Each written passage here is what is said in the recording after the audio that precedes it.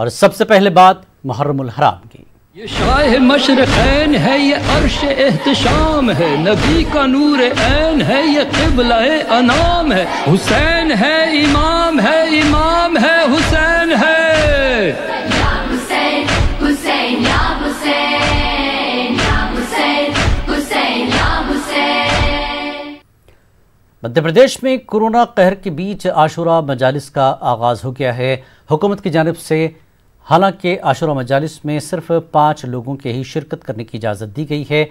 हुकूमत के अहकाम पर अमल करते हुए मजलिस आज़ा और इमाम बारगाहों में रिवायती अंदाज के साथ ऑनलाइन मजालिस का भी अहतमाम किया गया है ताकि करबला के पैगाम को आवाम तक पहुँचाया जा सके। भोपाल में दरबार हुसैनी समेत शहर के 29 मकामात पर और मध्य प्रदेश में 713 मकामात पर मजलिस आज़ा का इनकाद किया जा रहा है। माह मुहर्रम के आगाज़ के साथ बेंगलुरु और कर्नाटक के दीगर शहरों में शुहदाए करबला की याद में मजलिसें और अज़ादारी का सिलसिला शुरू हुआ। बेंगलुरु के करीब वाक़ अलीपुर में अंजुमन जाफरिया के तहत मजलिस और अज़ादारी का इनकाद अमल में आया। हुकूमत की गाइडलाइंस के मुताबिक समाजी फासला बरकरार रखते हुए अज़ादारी का अहतमाम किया गया। करबला के मैदान में नवासे रसूल हज़रत इमाम हुसैन रज़ी अल्लाह तआला अन्हु की शहादत को खराज अक़ीदत पेश करने के लिए हर साल की तरह इस बार भी मुहर्रम के आगाज़ के साथ ही अलीपुर के आशुरखानों इमाम बाड़ों में मजालिस का अहतमाम हो रहा है। ख्याल है कि कोरोना की वबा के पेश नज़र कर्नाटक में कहीं भी मुहर्रम के जुलूस बरामद नहीं होंगे। तारीख़ इस्लाम में यौम आशुरा की गैर मामूली अहमियत है। उलमा का कहना है कि तारीख़ इस्लाम के मुतादिद वाक़यात आशुरा के दिन ही पेश आए हैं। इसके साथ ही मौरक़ा करबला और हज़रत इमाम हुसैन रज़ी अल्लाह तआला अन्हु और उनके जानिसारों की शहादत ने हक़ व बातिल को वाज़ेह कर दिया है। उलमा का कहना है कि नवासे रसूल की शहादत इस बात का पैगाम है कि चाहे हालात कितने भी संगीन क्यों न हो, हक़ की खातिर डट जाना चाहिए। अपने बहुत सारे वाक़यात की वजह से मशहूर है। चुनांचे हज़रत आदम अलैहिस्सलाम के बारे में, हज़रत मूसा अलैहिस्सलाम के बारे में, हज़रत नूह अलैहिस्सलाम के बारे में और उलुल अज़्म पैगम्बरों के बारे में कहा जाता है कि उनके साथ में आशुरा में अल्लाह ने बड़ा करम का मामला फरमाया है वगैरह वगैरह।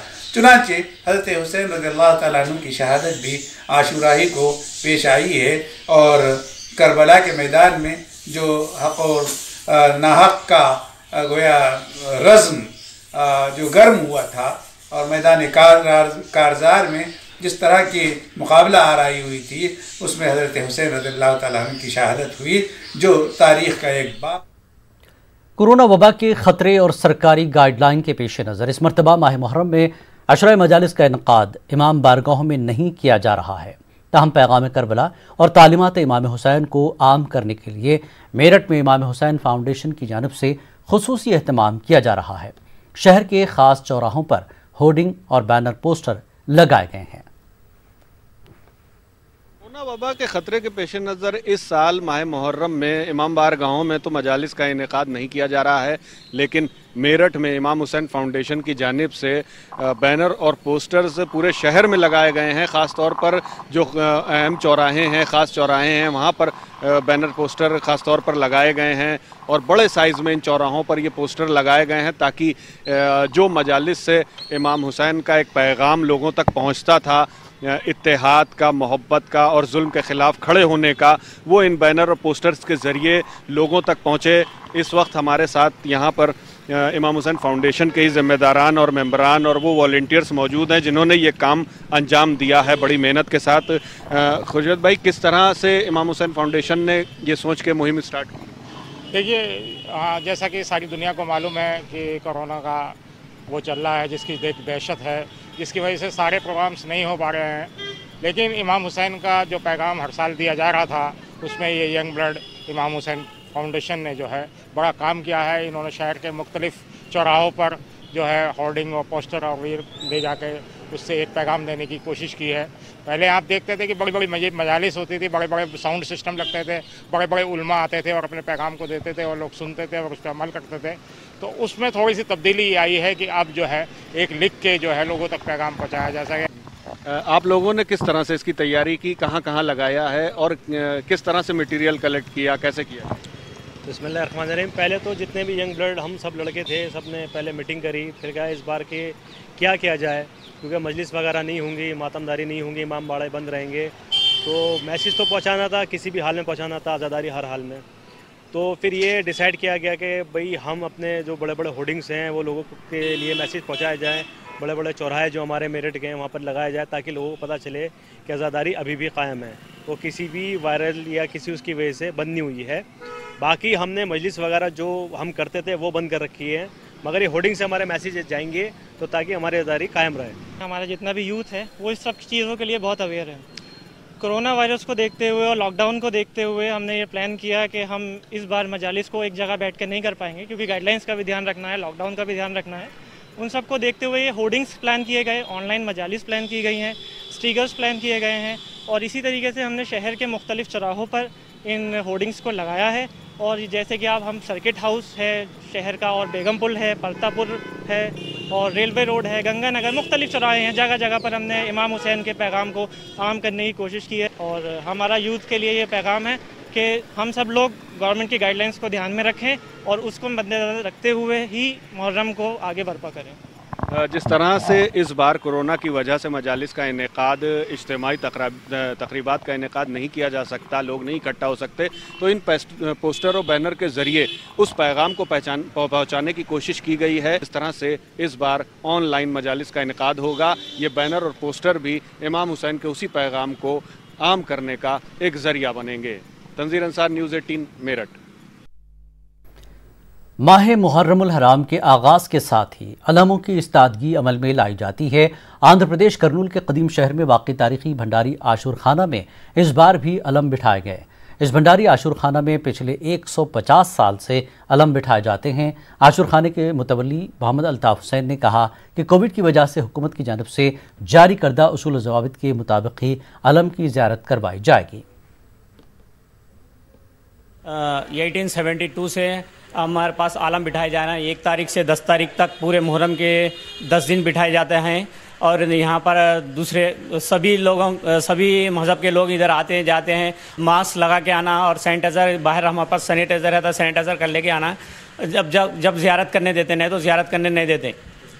सोशल डिस्टेंस इधर रहना है ज़रूरी। हमारे पास 5 लोगों के अंदर अलाउ करते हैं। हम इमाम ख़ासिम है, इमाम अली अब्बास है, अली अकबर, ये 3 आलम हमारे पास बिठाए जा रहे हैं। धूम से फातिहा दिलाते हैं, लेकिन इस बार हमें सिर्फ घर के आदमी ही फातिहा दिला जी हैं, किसी को आने की ज़्यादा इजाज़त नहीं है। आना है सिर्फ 5 आदमी है, ज़्यादा भीड़ आए तो नहीं आने देते। बेंगलुरु के तशद्दुद पर काबू पाने के लिए की गई पुलिस फायरिंग को कर्नाटक के साबिक पुलिस अफसर जी.ए. बावा ने दुरुस्त करार दिया है। मारूफ मुस्लिम पुलिस अफसर रह चुके जी.ए. बावा ने कहा कि पुलिस स्टेशन एक मुक़द्दस जगह होती है, यहाँ से आवाम की हिफाजत की जाती है। पुलिस स्टेशन पर हमला करना किसी भी सूरत में नाजायज़ कदम है। पुलिस लोग क्या उनका माइंड के असेसमेंट नहीं करे, एट द सेम टाइम ये लोग पूरा क्रिमिनल्स जमा होगा। पुलिस का काम था वही टाइम में पुलिस फोर्सेस उधर मोबिलाइज करना था, वो फेल होगा उधर। इसके वास्ते वो पूरा जलान 9:30 को उधर MLA घर पुलिस स्टेशन के अंदर वो देखे तो ये ऐसा काम कभी भी कौन भी मत करना। दैट टू पुलिस स्टेशन तो होली प्लेस, हमारा पूरा प्रोटेक्शन देना जाएगा वो पुलिस स्टेशन। उधर अंदर जाको ऐसा जलाना बोलते बहुत बड़ा ये है। बाद में पुलिस क्या करे, लाठीचार्ज करे, फायरिंग करे, वो क्या भी गलती क्या भी मैं नहीं बोलता, गलती भी नहीं, बट ये बच्चे लोग हैं ना, ऐसा मत करना था। नई तालीमी पॉलिसी में उर्दू को शामिल करने के मुतालबे को लेकर भोपाल में मुहिब्बान उर्दू के ज़ेर-ए-एहतमाम मीटिंग का इनेकाद किया गया। मीटिंग में उर्दू की हिफाजत के लिए न सिर्फ उर्दू के शायरों अदीबों ने शिरकत की, बल्कि हिंदी के मुमताज़ अदीबों ने भी शिरकत की और हुकूमत से मुल्क की मुश्तरका तहजीब नुमाइंदा ज़बान उर्दू को नई तालीमी पॉलिसी में शामिल करने का मुतालबा किया। इस मौके पर मुहिब्बान उर्दू की जानिब से करारदाद पास करके सदर जमहूरिया हिंद, वज़ीर आज़म, वज़ीर तालीम को भी मेल के ज़रिए मेमोरेंडम इरसाल किया गया। मीटिंग में उर्दू तहरीक और मुतालबे को लेकर हमारे नुमाइंदे महताब आलम ने मुमताज़ अदीबों से ख़ास बातचीत की है। जहाँ पर तमाम ज़बानों को शामिल किया गया है, वहीं पर हमें देख रहे हैं कि उर्दू ज़बान के लिए कोई जगह नहीं है। इस पर बातचीत करने के लिए हमारे साथ हिंदी के मुमताज़ अदीब राम प्रकाश त्रिपाठी जी मौजूद है और दूसरे लोग मौजूद हैं। इनसे जानते हैं कि त्रिपाठी जी, जब हम नई पॉलिसी की बात करते हैं, हम यहाँ देख रहे हैं यहाँ पर तमाम ज़बानों की बात हुई, लेकिन यहाँ पर जो ज़बान उर्दू पैदा है उसका कोई जिक्र ही नहीं हो रहा है। किस तरह से देखते हैं? नहीं, मुझे लगता है कि ये सामाजिक विघटन की कार्रवाई है, सामाजिक एकता की कार्रवाई नहीं है। जो 3 सूत्री फार्मूला है, जो भाषाई फार्मूला है, उस 3 सूत्री फार्मूला में आपने संस्कृत को शामिल कर दिया है। संस्कृत हो, अरबी हो, ये क्लासिकल लैंग्वेजेज हैं, ये बच्चों के कैरिकुलम में शामिल नहीं हो सकती। अगर किसी को बहुत विशेष अध्ययन करना है तो उसके लिए सब्जेक्ट ले सकता है, हायर स्टडीज़ में जा सकता है, रिसर्च का काम कर सकता है, लेकिन उर्दू को कैसे अलग किया जा सकता है? जैसे मध्य प्रदेश है, उदाहरण के लिए मध्य प्रदेश में आप एक अंग्रेजी ले लीजिए, एक हिंदी ले लीजिए, एक संस्कृत ले लीजिए, तो उर्दू की तो कोई जगह ही नहीं बची। उर्दू की ही नहीं जगह बची, तमिल, तेलुगु, कन्नड़, मलयालम, बंगला, गुजराती, मराठी, किसी की जगह नहीं बची। तो आप इस तरह से देश को एक बनाने का काम कर ही नहीं रहे, आप देश के विघटन का काम कर रहे हैं। ये पूरा का पूरा जो 3 सूत्री जो फार्मूला था भाषा का, उसको पूरा का पूरा उलट दिया गया है। मुझे लगता है ये बहुत ही गलत निर्णय है। और ऐसे बहुत सारे इलाके होते हैं जो उर्दू बहुल इलाके हैं, बहुत सारे इलाके होते हैं जो मराठी बहुल इलाके हैं, बहुत सारे इलाके होते हैं जो दूसरी भाषाओं से ताल्लुक़ रखते हैं, उनको जगह मिलनी चाहिए। दक्षिण वालों की जो सबसे बड़ी शिकायत है, खासकर तमिलनाडु की, अभी कनिमोजी का एक वो पूरा बयान आया था जिसमें उन्होंने कहा था कि आखिरकार सारे दक्षिण भारतीय लोग हिंदी सीखें, लेकिन दक्षिण भारतीयों की कोई भाषा उत्तर भारत वाले नहीं सीखे। ये क्या बात है? और उत्तर भारत में तो ये हाल है कि जो बिल्कुल सगी बहन है हमारी हिंदी की, उर्दू, उसी के साथ दुर्व्यवहार किया जा रहा है, उसी को अलग रखा जा रहा है। मुझे लगता है पूरी तरह से गलत है और मैं इससे बिल्कुल सहमत नहीं हूँ। क्योंकि जिस तरह आपने कहा कि मैं इससे सहमत नहीं हूँ, यहाँ पर जो है फिर और भी जानना चाहेंगे विजय तिवारी जी, कैसे देख रहे हैं आप? मुशायरों में जाते हैं, उर्दू ज़बान को किस तरह देख रहे हैं आप जगह? ये सरकार का जो निर्णय है शिक्षा नीति से उर्दू को अलग करने का, मेरे ख्याल से ये उनका निर्णय उर्दू के लिए है या उर्दू के चाहने वालों को हिंदुस्तान से जो उनकी अलग करने की जो नीति है, उनकी परेशान करने की नीति है, उसी का एक हिस्सा मैं अपने हिसाब से इसे समझता हूँ। क्योंकि इतनी अच्छी नफीस लज्जत भरी मोहब्बत भरी ज़बान को अलग करने के बाद में आपके पास में अच्छा तो कुछ रह नहीं जाएगा। अब दूसरी बात ये भी है कि उनसे यही एक्सपेक्ट किया जा सकता है, क्योंकि वो नफ़रत फैलाने वालों को मोहब्बत की बात कहाँ अच्छी लगती है? नफ़रत फैलाने वालों को मोहब्बत की बात, लेकिन ज़बान जो यहीं पे पैदा हुई, पली बढ़ी ज़बान हुई, अगर उसको यहाँ पे जगह नहीं मिलेगी तो फिर आप कहाँ उम्मीद करते हैं? नहीं, देखिए असल में मसला ये है, जैसे हमारे प्राइम मिनिस्टर साहब ने इसको तारीफ़ करते हुए नई पॉलिसी ये कहा कि हमारा सिलसिला जो है ये 70 साल या उससे पहले जो सिलसिला गुजरा है कि वो हम जड़ों से जुड़ना चाहते हैं।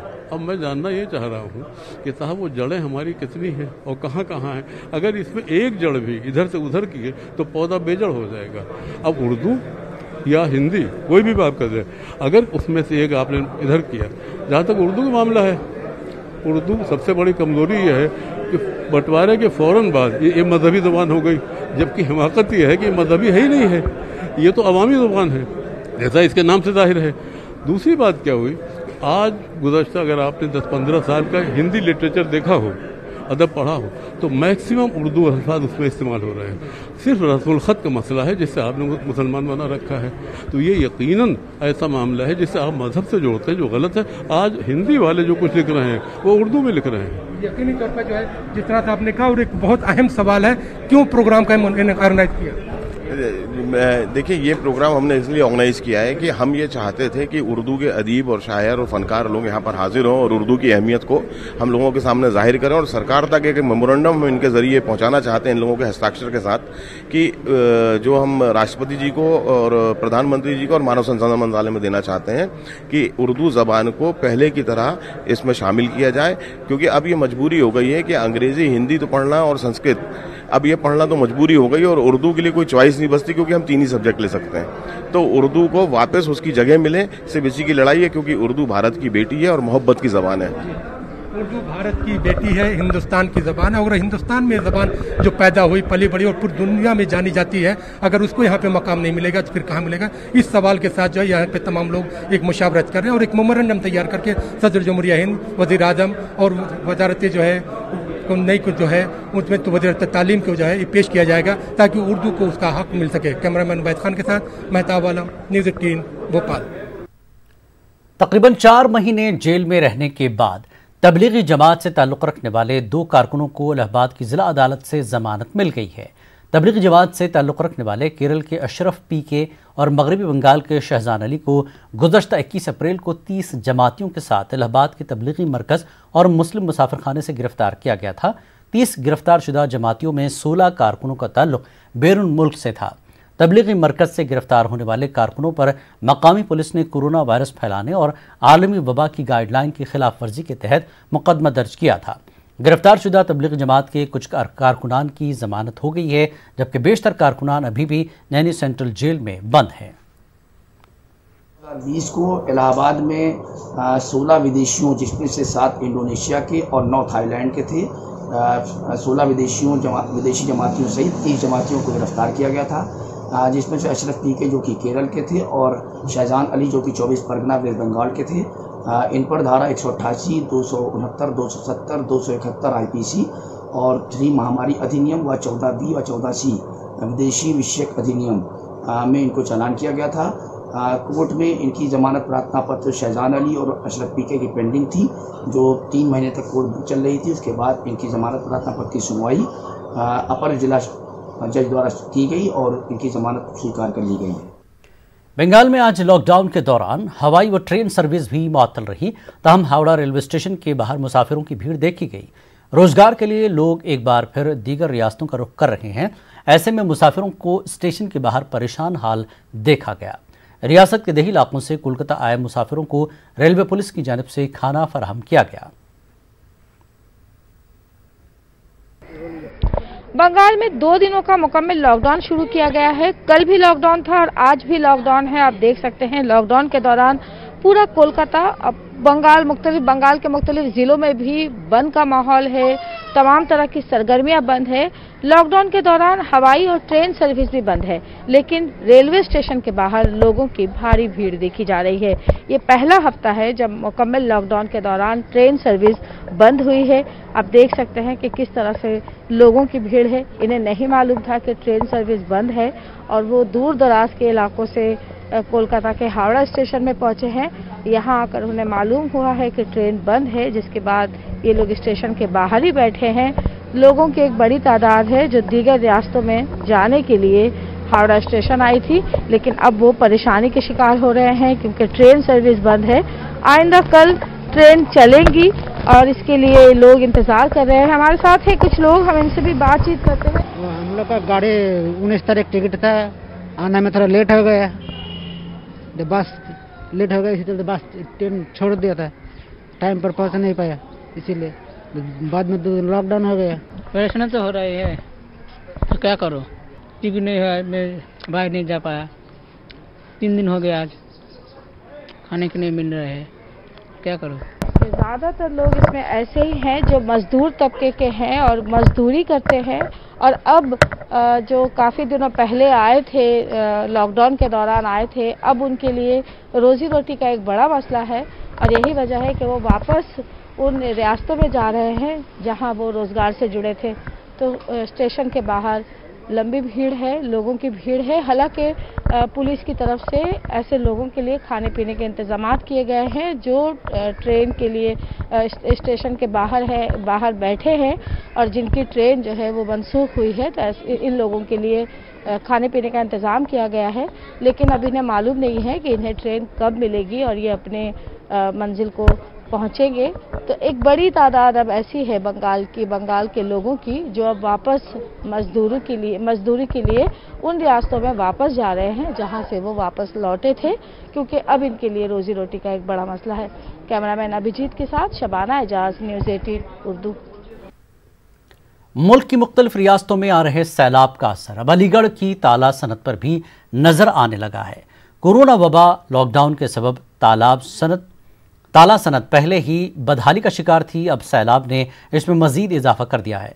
अलीगढ़ लोक मैन्युफैक्चरिंग एसोसिएशन के सदर चंद्रशेखर शर्मा ने मीडिया को बताया कि बिहार, झारखंड, केरल, महाराष्ट्र ऐसी रियासतें हैं जहां अलीगढ़ का ताला बहुत सप्लाई होता है। ऐसे में जब रास्ते बंद हैं तो वहां कारोबार मुमकिन नहीं, जिससे सख्त दुश्वारियां हो रही है। वहीं कारीगरों ने भी बताया कि जैसा काम पहले मिलता था वो अब नहीं मिल पा रहा है। इसका बहुत बुरा असर पड़ता है, क्योंकि देखिए चारों तरफ हमारा, जैसे नेपाल से हमारा बिजनेस कट गया है, क्योंकि बाढ़ ने बहुत बड़ा विकराल रूप धारण किया हुआ है। बिहार बंद है, झारखंड बंद है, आपका केरला बंद है, बहुत से स्टेट पूरी तरह से बंद हैं। ये तो मतलब महाराष्ट्र में जैसे बहुत बड़ी बाढ़ है, हर जगह बाढ़ की वजह से बहुत इफेक्ट आता है। इससे कारोबार पे तो असर पड़ेगा ही, क्योंकि कहीं ट्रक बैठ गया, कहीं ट्रक पानी में भीग गया। काम तो बहुत मद्दा चल रहा है, काफ़ी टाइम से। ये समझिए कोरोना का तो चल ही रहा है, आपको मालूम है, और उसकी वजह से को काफ़ी दिनों से बाढ़ वगैरह आ रही है, उससे तो काफ़ी परेशानी हो रही है और काम बहुत। Indian council of medical research के नए रिसर्च में कोरोना के टेस्ट को लेकर नई जानकारी सामने आई है। रिपोर्ट के मुताबिक कोरोना का टेस्ट करने के लिए सैंपल के तौर पर गरारा किया पानी भी इस्तेमाल किया जा सकता है। अभी तक कोरोना के टेस्ट के लिए मरीज को अपना स्वैब देना होता था, लेकिन अब ICMR का कहना है कि पानी का गरारा करने के बाद इस पानी का इस्तेमाल कोरोना टेस्ट के लिए किया जा सकता है। इस रिसर्च का मकसद ये पता करना था कि क्या गरारा किया गया पानी स्वैब की जगह इस्तेमाल हो सकता है या नहीं, जबकि इस रिसर्च का दूसरा हदफ मरीज को स्वैब के अलावा एक दूसरा ऑप्शन मुहैया कराना था। पूरे वर्ल्ड में एक रिसर्च चल रही है, ICMR भी इसमें काम कर रहा है कि अगर हम गरारे करके मुंह का पूरा पानी निकाल लें तो उसके अंदर में क्या एंटीजन दिखाई देगा। Answer is yes. This is called self collection of sputum. आप हल्का सा गरारा करके पानी निकाल के आप ट्यूब में भेज सकते हैं। दूसरे का पर्सनल इक्विपमेंट PPE किट बच गया और इन्फेक्शन होने से बच गया। ICMR के सरकर्दा रिसर्च स्कॉलरों ने दिल्ली के एम्स अस्पताल में कोरोना के मरीजों का सैंपल गरारा किए गए पानी के तौर पर इस्तेमाल किया और इनका टेस्ट किया। ICMR की जानिब से कहा गया है कि सैंपल कलेक्शन के वक्त वायरस फैलने का खतरा ज्यादा होता है। इसकी वजह यह है कि नाक या गले से सैंपल लेते वक्त मरीज को खांसी या छींक आने का इम्कान बना रहता है। ऐसे में यह तरीका ज्यादा कारगर साबित हो सकता है। लोग घर पर ही अपना सैंपल आसानी से दे सकते हैं।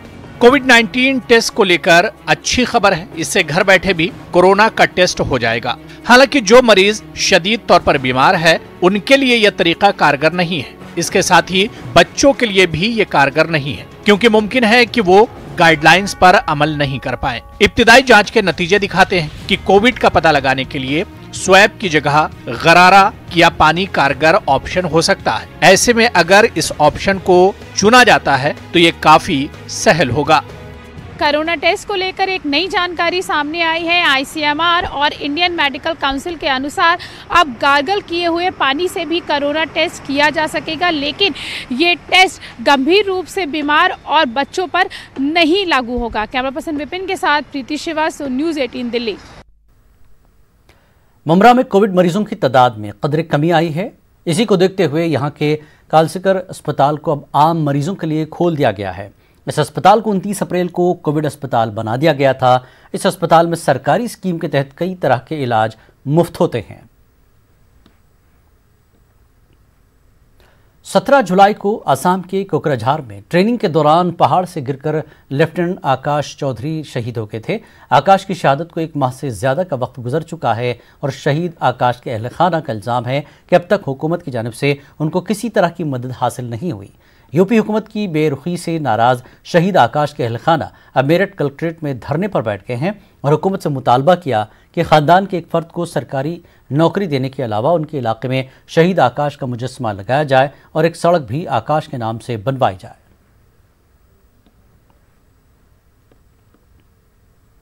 भोपाल में कल रात से रुक रुक कर हो रही बारिश ने मामूलात ज़िंदगी को मुतासर कर दिया। बारिश के सबब कलासनी नदी के ऊपर से जहां पानी बह रहा है वहीं पानी ज़्यादा होने के सबब और सड़कों व पुलों के ऊपर से पानी बहने के सबब कई गांव का रास्ता मुनक़ता हो गया है।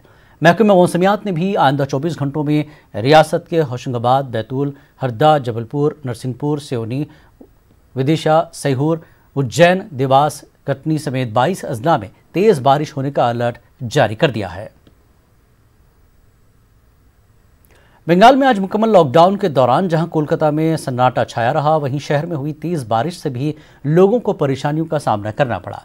बारिश के बाद शहर के कई इलाकों में बारिश का पानी जमा होने से लोगों को परेशानी का सामना करना पड़ा।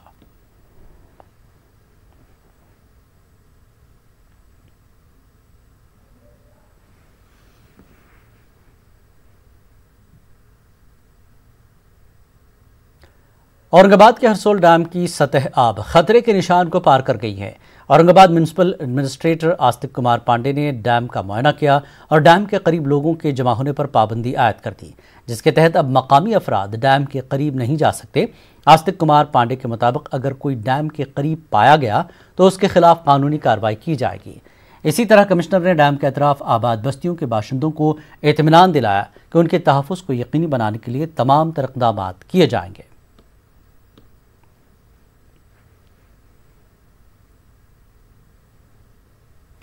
अलीगढ़ के थाना कुआरसी पुलिस ने ऑनलाइन नौकरी दिलवाने के नाम पर ठगी करने वाले 3 बदमाशों को गिरफ्तार किया।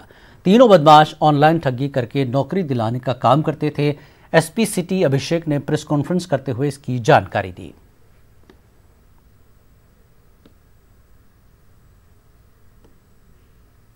खास बात इंडिया में फिलहाल इतना ही। मज़ीद ताज़ा खबरों के लिए आप लॉग इन कर सकते हैं news18urdu.com पर। आदाब।